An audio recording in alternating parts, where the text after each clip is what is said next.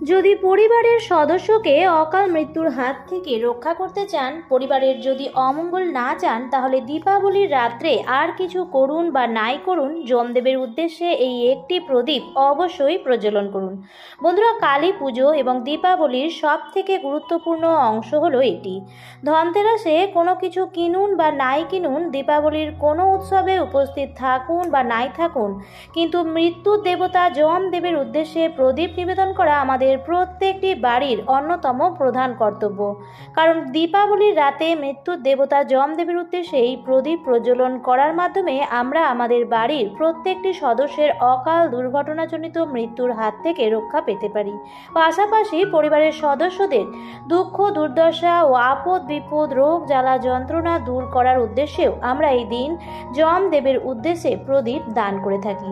আজকের এই ভিডিওতে আমি আপনাদের সঙ্গে আলোচনা করব যে আপনারা কোন দিন এই যমদেবের উদ্দেশ্যে প্রদীপ দান করবেন এবং বাড়ির কোন দিকে, কোন জায়গায় এবং কখন এই প্রদীপটি দান করা উচিত।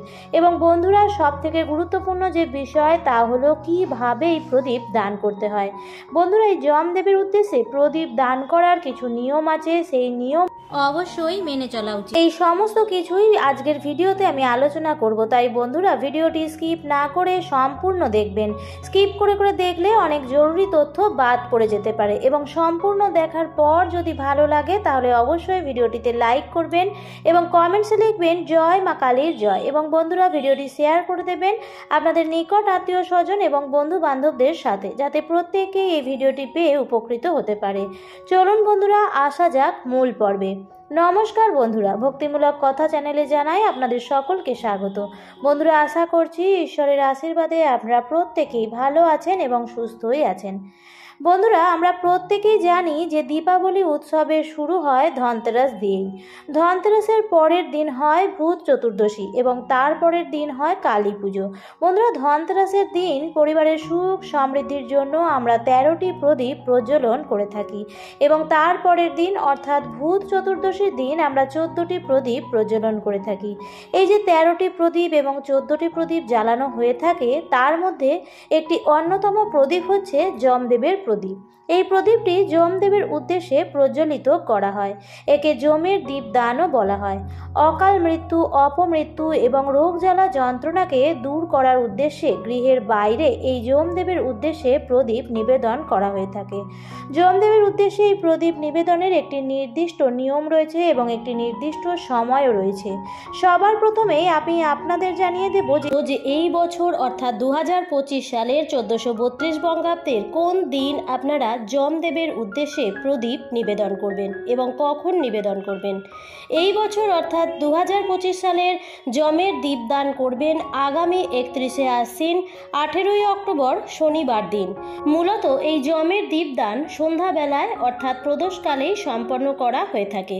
18ই অক্টোবর শনিবার এই যম দীপদান করতে হবে সন্ধ্যা 5:07 থেকে রাত্রি 6:43 পর্যন্ত। এই 1 ঘন্টা 36 মিনিট সময়ের মধ্যেই অপমৃত্যু, অকাল মৃত্যু এবং রোগ জ্বালা ব্যাধি বিনাশের জন্য ঘরের বাইরে এই যমের দীপদান করতে হয়।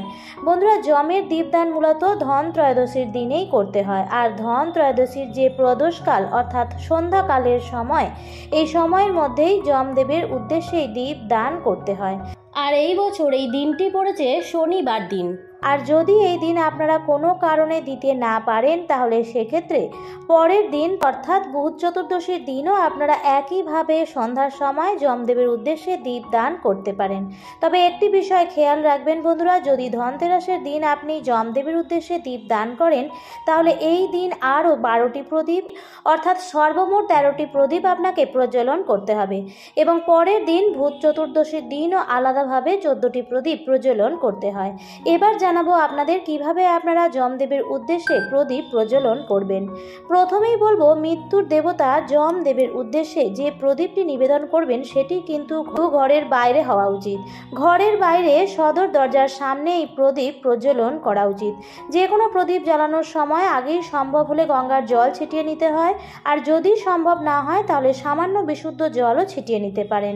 যমদেবের উদ্দেশ্যে যে প্রদীপটি নিবেদন করবেন সেটি সরষের তেলের প্রদীপ অথবা অর্থাৎ তিলের তেলের প্রদীপ হওয়া কিন্তু আবশ্যক।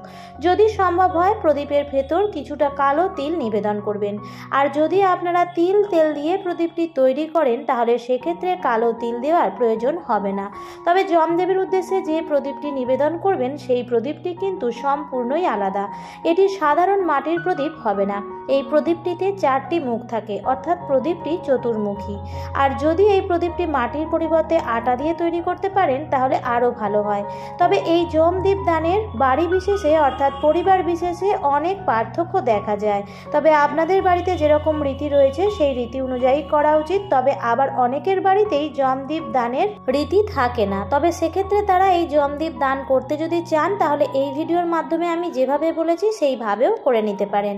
প্রতিটি বাড়ির সদর দরজার সামনে বাম দিক অথবা ডান দিক যে কোনো দিকেই রাখতে পারেন। তবে যে বিষয়টি বিশেষভাবে খেয়াল রাখবেন হলো প্রদীপটি বাড়ির দক্ষিণ দিকে যেন থাকে, কারণ দক্ষিণ দিককে যমদেবের দিক বলা হয়। যদি আপনার বাড়িটি উত্তরমুখী হয়ে থাকে তাহলে সেক্ষেত্রেও প্রদীপটি দক্ষিণ দিকে মুখ করেই রাখবেন। যমদেবের উদ্দেশ্যে এই প্রদীপটিকে সম্পূর্ণ খালি মেঝের উপর রাখবেন না। এই প্রদীপটিকে একটু উঁচু স্থান দেখে একটু ফুল ছড়িয়ে তার উপর প্রদীপটি রাখবেন। আর যদি সম্ভব হয় তাহলে প্রদীপটি জ্বালানোর পর হাতে একটি ফুল নিয়ে যমদেবের উদ্দেশ্যে মনে মনে এই মন্ত্রটি 3 বার উচ্চারণ করে নেবেন। আর সেই মন্ত্রটি হলো নমো যমদেবায় নমো। 3 বার এই মন্ত্রটি উচ্চারণ করার পর মনে মনে হাত জোর করে যমদেবের উদ্দেশ্যে এই প্রার্থনা করে বলুন যে হে যমদেব, আমার পরিবারের সকলকে অকাল মৃত্যু ও অপমৃত্যু এবং রোগ ব্যাধি থেকে রক্ষা করুন এবং আমার পরিবারের সকল অন্ধকার ও দুর্দশা দূর করে দিন। এরপর যমদেবকে প্রণাম করে সেই স্থানে সামান্য গঙ্গার জল ছিটিয়ে দেবেন। আর যদি গঙ্গার জল না থাকে তাহলে সেক্ষেত্রে অবশ্যই হাত পা ধুয়ে ঘরের মধ্যে প্রবেশ করবেন। পরিবারের যে কোনো সদস্যই, সে হোক ছেলে বা মেয়ে, যে কোনো সদস্যই এই কাজটি করতে পারবেন। অনেকেই আবার যমদেবের উদ্দেশ্যে এই প্রদীপ প্রজ্বলনের পরের দিন ভূত চতুর্দশী অর্থাৎ নরক চতুর্দশীর দিন যমদেবের উদ্দেশ্যে তর্পণ করে থাকেন এবং ধর্মরাজ যমদেবের পূজাও করে থাকেন। যাই হোক বন্ধুরা, আপনারা যদি পরিবারের অকাল মৃত্যু এবং অপমৃত্যুর ব্যাধিকে দূরে সরাতে চান তাহলে এই দিন প্রদোষকালে যমদেবের উদ্দেশ্যে এই একটি দ্বীপ অবশ্যই দান করুন। বন্ধুরা, দীপাবলি মানেই কিন্তু প্রদীপ দান করার উৎসব, তাই দীপাবলির প্রত্যেকটি দিনেই কিন্তু দেব দেবীদের উদ্দেশ্যে প্রদীপ দান করতে হয়। সেই কারণেই এই দীপাবলির উৎসবকে বলা হয় মা কালীর দীপযাত্রা। এটি আলোর উৎসব। এর মাধ্যমে আমরা আমাদের যাবতীয় অন্ধকারকে কাটিয়ে উঠতে পারি। এবং যমদেবের দ্বীপ ছাড়াও আরও যে 12টি দ্বীপ জ্বালাবেন সেগুলি বাড়ির পূর্ব, পশ্চিম, উত্তর, দক্ষিণ, বায়ু, নৈঋত, ঈশান, অগ্নি, ঊর্ধ্ব, অধ এবং একটি প্রদীপ তুলসী মঞ্চের সামনে এবং আরেকটি প্রদীপ ঠাকুর ঘরে প্রজ্বলন করা প্রয়োজন। এবং বন্ধুরা, ভূত চতুর্দশীর দিন 14টি প্রদীপ অবশ্যই প্রজ্বলন করবেন। কথিত রয়েছে এই 14টি প্রদীপ আমাদের পূর্বপুরুষ অর্থাৎ আমাদের 14 পুরুষদের উদ্দেশ্যে দেওয়া হয়। জ্যোতিষশাস্ত্র মতে এই দিন বিশেষ কিছু কাজ করতে পারলেও জীবনের বিপদের আশঙ্কা অনেকখানি কমে যায়। এই দিন 14 শাক খাওয়ার নিয়ম আছে, অবশ্যই এই 14 শাক খাওয়া উচিত। এবং এই দিন সন্ধ্যাবেলায় 14 প্রদীপ দেওয়ারও নিয়ম আছে। সম্ভব হলে এই দিন সকাল ও সন্ধ্যাবেলায় গীতা পাঠ করা উচিত। এছাড়াও ভূত চতুর্দশীর দিন সকালবেলায় একটি লাল কাপড়ে কিছুটা নুন এবং কালো সর্ষে নিয়ে ঠাকুরের স্থানে রেখে দেবেন। সন্ধ্যাবেলায় সেই নুন এবং সর্ষে বাড়ির 4 কোণে ছড়িয়ে দিন। বাড়ি থেকে অশুভ শক্তি দূর করতে এই দিন নিম পাতা, কালো সর্ষে, সৈন্ধব লবণ, লবঙ্গ, কর্পূর একসঙ্গে মিশিয়ে ধুনোর সাথে বাড়িতে সারা ঘরে ধোঁয়া দিন। এই ছোট ছোট উপায়গুলি করলে বন্ধুরা পরিবারের মঙ্গলই হবে। আমার আজকের পর্বটি এই পর্যন্তই। ভিডিওটি দেখে যদি ভালো লাগে তাহলে অবশ্যই লাইক, কমেন্ট, শেয়ার করবেন বন্ধুরা।